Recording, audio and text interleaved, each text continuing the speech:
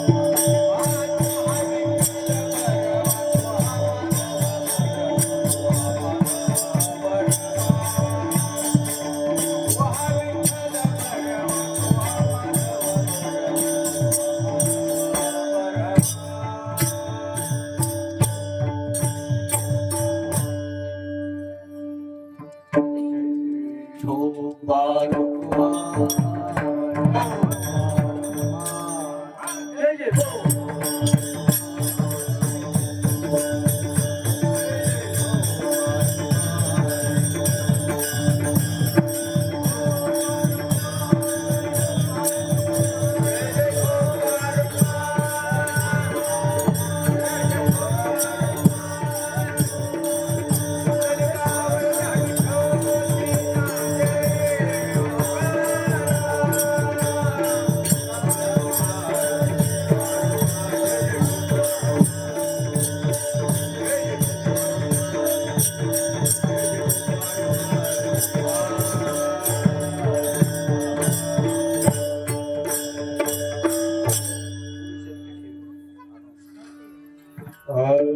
गुरुचरणी ठेविता भाव आपोआप भेटे आपोआप भेटे देवा आपोआप भेटे देवा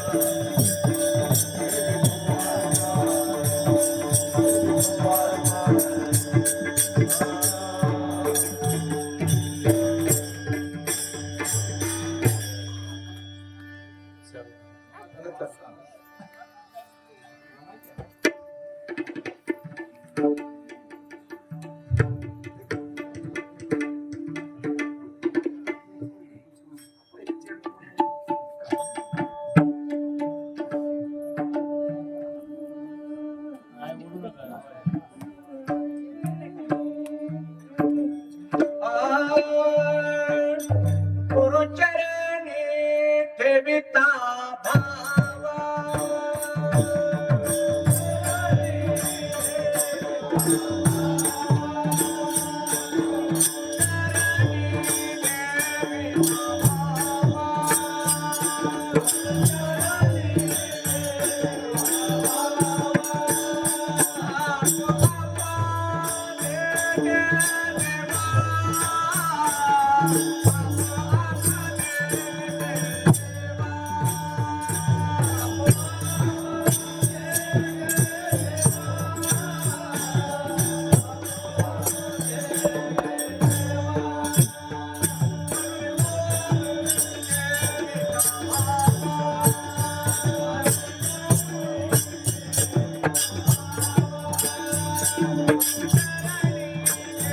Thank you.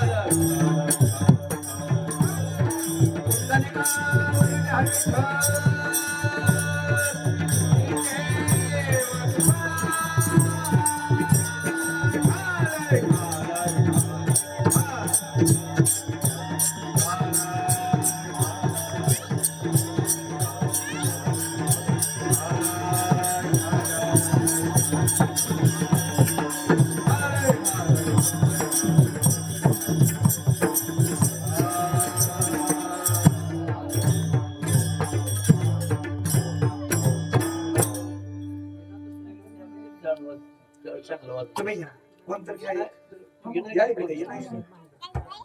म्हणजे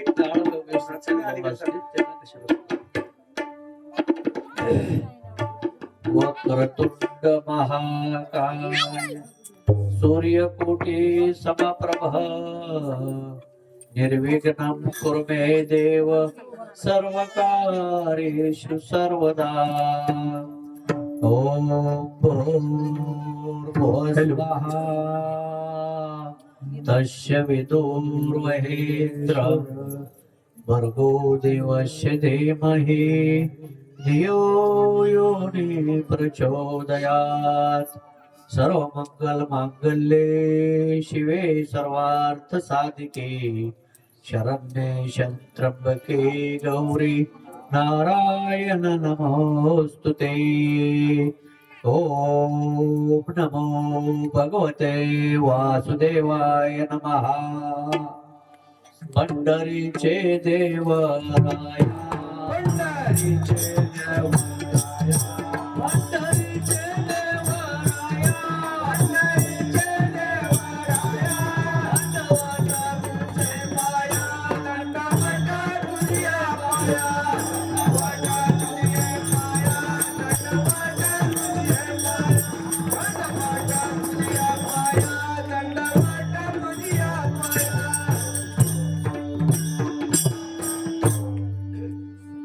पांडुरंगा करू प्रथम नमन दुसरे चरण संताचिया.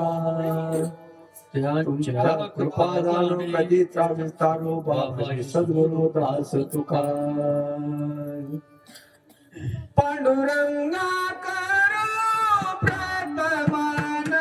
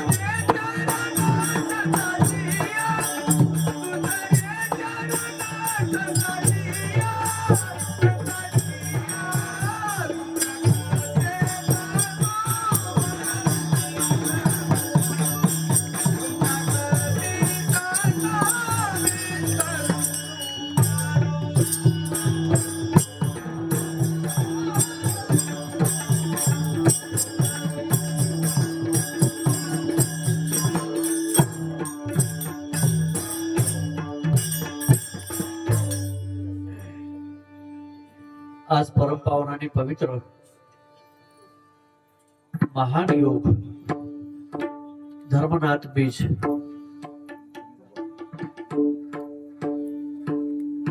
आता हा धर्मनाथ बीजोत्सव हा जो आजचा बीजोत्सव आहे हा धर्मनाथाच्या आध्यात्मिक जन्माचा दिवस आहे न की त्यांच्या मायेतल्या जन्माचा दिवस म्हणजे आपण जन्माचा वाढदिवस करतो ना तर तसा जन्माचा नाही तो दिवस तर त्यांचा जे आध्यात्मिक प्रवासाचा जो दिवस आहे अनुग्रह मिळालेला भक्तीची वाट सुरू झालेला गुरु भेटलेला तो दिवस आहे आजचा आणि म्हणून आजचा जो दिवस आहे हा धर्मनाथ बीजोत्सव हा सर्व उत्सवामध्ये म्हणजे जेवढे उत्सव भक्ती मार्गाचे आहेत जेवढे भक्ती मार्गाचे उत्सव आहेत त्यातला सगळ्यात महत्वाचा नव्हे सगळ्या उत्सवापेक्षा जास्त पुण्य प्राप्त करून देणारा असा हा उत्सव आहे की ह्या सेवेचं फळ हे द्विगुणित नव्हे चौपटीनं नव्हे तर 100 पटीनं अधिक पुण्य मिळवून देणार आहे म्हणजे इतकं पुण्य इतर कुठल्याही उत्सवातून मिळणार नाही असा हा उत्सव आहे की जो सर्वांना पुण्य मिळवून देणारा आणि आपल्या जीवनाचा उद्धार करणारा आपलं कल्याण करणारा असा आजचा दिवस आहे म्हणून आजच्या दिवसाची जी सेवा आहे ती अत्यंत महत्वाची सेवा आहे विठ्ठल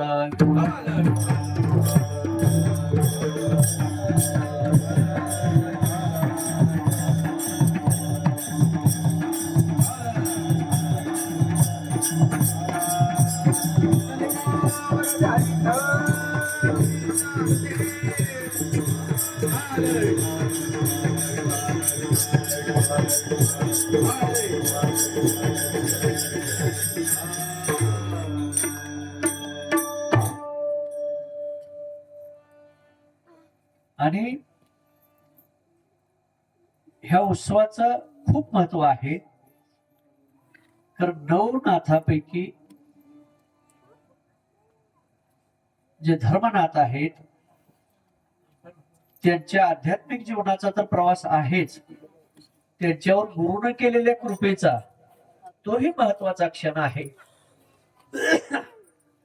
एकूण 9 नाथांचा जर आपण मागोवा घेतला सगळ्या 9 नाथांची निर्मिती हे 9 नारायण आहेत आणि या 9 नाथांची निर्मिती ही जगताच्या कल्याणासाठी झालेली आहे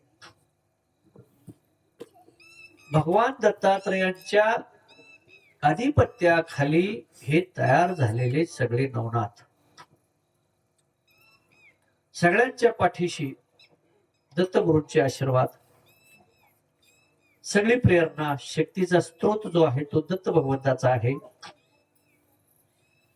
आणि त्यांच्या सानिध्यात तयार झालेले हे सगळे नवनाथ त्यांच्या आशीर्वादाने हा जो सोहळा आहे तो अलौकिक सोहळा आहे आणि मग इथं गुरु शिष्य परंपरेला अत्यंत महत्व आहे आता जो अभंग घेतलाय आजच्या कीर्तनासाठीच्या सेवेसाठी तो गुरुवर आधारित असलेला आहे गुरुचरणी ठेविता भाव आपोआप भेटे देव गुरु आणि शिष्य हे नातं काय असतं आता नातं हा विषय संपल्यामुळं ते नातं कसं असतं हे सांगायचं सुद्धा अवघड झाले आता कुठलं नातं सांगायचं आणि कुठलं नातं माणसासाठी ठेवलंय म्हणून सांगायचं कुठलं ठेवलं नातं प्रपंचातलं नातं ठेवलं का परमार्थातलं नातं ठेवलं का गावातलं नातं ठेवलं का जगातलं ठेवलं का गुरुचं ठेवलं का देवाचं ठेवलं कुणाचं नातं ठेवलं आणि नातं असतं कशाचं काय असतं नातं म्हणजे नेमकं काय असतं नातं म्हणजे का मनाला वाटेल तेव्हा ते जोडायचं आणि मनाला वाटेल तेव्हा तोडायचं, ह्याला नातं म्हणते ते का? ते बारक्या पोरांचा बाहुला बाहुलीचा खेळ असतो, ते तयार करते ते मातीचे सगळे बाहुला बाहुली सगळे ते तयार करतात सगळे, आणि पुन्हा थोड्या वेळाने ते सगळं मोडून टाकतात का? त्यांना काही त्याच विशेष वाटत नाही, तयार बी केलं त्याने आणि मोडून बी टाकलं त्याने, त्याला काय वाटत नाही. पण ते अज्ञानी असतात. ते कसं असतात? अज्ञानी. आपण शुद्ध आहे. 184 युनिमध्ये श्रेष्ठ असलेला हा मानव जन्म सगळ्यापेक्षा श्रेष्ठ आहे. का श्रेष्ठ आहे? तर हा एकमेव जन्म आहे माणसाचा, ह्या जन्मामध्ये मनुष्य भक्ती करू शकतो आणि ज्ञान मिळवू शकतो. 2 गोष्टी. आता आपण बस 5-25 गोष्टी करतोय, करत ना अशी गोष्ट नाही. आपण एक गोष्ट करतोय का? नाही. कितीतरी हजारो गोष्टी करतोय, हजारो. पण त्याला काडीचं महत्व नाही त्या हजारो गोष्टीला. महत्व कशाला आहे? जे भगवद्गीतेमध्ये भगवान श्रीकृष्णाने अर्जुनाला सांगितलं की अर्जुना बाळा, तू कशासाठी जन्माला आलेला आहेस तुला माहित आहे का? तर हा जन्म भक्ती करण्यासाठी आणि ज्ञान मिळवण्यासाठी आहे. हे ह्या जन्माचं प्रयोजन आहे. कशासाठी? ज्ञान मिळवायसाठी आणि भक्ती करायसाठी. म्हणून आपण सगळेजण इथं आता एकत्र आलो. ह्या बीजोत्सवाच्या निमित्तानं भक्ती रूपी सेवा घडेल, ज्ञान मिळेल, प्रसाद मिळेल, सर्व प्रकारची सेवा, पुण्य लाभ काहीतरी घडेल, म्हणून आपण इथे ह्या सेवेसाठी आता आलो. हे मानव जन्मात घडतं. तुम्ही कीर्तन ऐकायला आला, बीजोत्सवाच्या कार्यक्रमासाठी आला, फुलं टाकण्यासाठी. आता बाकीचे जीवन आहेत का? किडा मुंगीपासून पशु पक्ष्यापर्यंत, जनावरांपर्यंत, ते म्हणले का मालक आज आम्हाला जरा सुट्टी करा, 1 तास 2 तास जाऊ द्या, बीजेचा कार्यक्रम आहे, महाराज येणार आहे, तर कीर्तन ऐकू द्या, फुलं टाकून येऊ द्या, अशी जनावर काय म्हणली का? नाही का? त्याला ते ज्ञान नाही, बुद्धी तत्व त्याच्या ठिकाणी कमी आहे. आपल्याला जास्त बुद्धी आहे. सगळ्या युनिपेक्षा मनुष्याला जास्त बुद्धी आहे. केलं काय जास्त बुद्धीचं? केलं काय? काहीच केलं नाही. केलं काय? काही केलं नाही. का केलं नाही? आणि मग आयुष्य झोपीतच गेले गे. करतोय काय? गाजर करतोय का? जेवढं आयुष्य आहे दिलेलं, त्यातलं 50% आयुष्य कशात गेलं? झोपीत गेलं, विश्रांतीमध्ये गेलं. तेवढ्यावर भागलं तर समाधान. काय जणांचा ओव्हर टाइम असतो झोपीचा, म्हणजे रात्रभर झोपायचं आणि दिवसा बी कुठं बसेल तर झोपायचं. झाडाखाली बसला तर झाडाखाली झोपेल, कुठं वाहनात बसला तर वाहनात झोपेल. म्हणजे ते 2-3 तास एक्स्ट्रा त्याचा ओव्हर टाइम म्हणायचं झोपीचा. राहिले कामाचे तास किती? त्या तासात, कामाच्या तासात राहिलेल्या जे जागृतीतला वेळ आहे तो किती तासाचा राहिला? किती तासाचा जागृतीतला वेळ राहिला? त्या जागृतीतल्या वेळेत त्यानं किती तास काम केलं आणि राहिलेल्या वेळात किती भगवंताचं आठवण झाली किंवा सेवा त्याला किती घडली, हे जर मोजमाप काढला आपण तर सगळा भोपळा. आपण प्रश्नपत्रिका सोडवू. प्रत्येक येत्याला शेवटी परीक्षा असते आणि पेपर सोडवल्यानंतर उत्तर जर चुकलं तर काय असते? भोपळा मिळतो. भोपळा म्हणजे काय? शून्य मिळतो, शून्य. ते भोपळा. तर सगळे भोपळेवाले जास्त झाले. मार्क काय मिळायची गोष्ट नाही का? त्याचं कुठलंच सार्थक नाही. त्या तासाचा उपयोग ती प्रपंचासाठी बी करत नाही. केला का प्रपंचासाठी? तर 7-8 तास राहिले, चला तेवढे तर त्याला प्रपंच केला का चांगला? नाही. त्यातली बी बुट्टी आहे, प्रपंचाला बी बुट्टी आहे, कामाला बी बुट्टी आहे. हा, मग केलं काय? काय केलं नाही? येळून मोबाईलच बघत बसलं. काय सुद्धा केलं ना? मोबाईल बघत बसलं. राहिलेलं खाण्यापिण्यात वेळ गेला, बाजारहाट करण्यात गेला. शेती कुठं आहे माहित नाही, शेतात काय पिकलंय माहित नाही, तिथं काय गवत आलंय का, काढायचंय का, फवारा कुठला मारायचा काय काय माहित नाही. पेरायचं म्हणून पेरायचं, करायचं म्हणून करायचं, येईल तसं येईल, जाईल तसं जाईल. ही अवस्था आहे कलियुगातली. कशामुळं आळस हा एक मोठा शत्रू ह्या कलियुगातील लोकांच्या मानगुटीवर बसलेला आहे. आळस फार मोठं शत्रू आहे. आणि मग ह्याच्यातून जर जागृती हवी असेल, जागृती म्हणजे आपण सगळे सेन्सिटिव्ह नाही, सेन्सिटिव्ह म्हणजे जागृत. अशी जागृती खूप आपल्या ठिकाणी, प्रपंचाची जागृती नाही, परमार्थाची जागृती नाही. प्रपंचाचं काय असेल ते होऊ दे, प्रपंच कमी होईल जास्त होईल, पण परमार्थातला जन्म कधी होणार?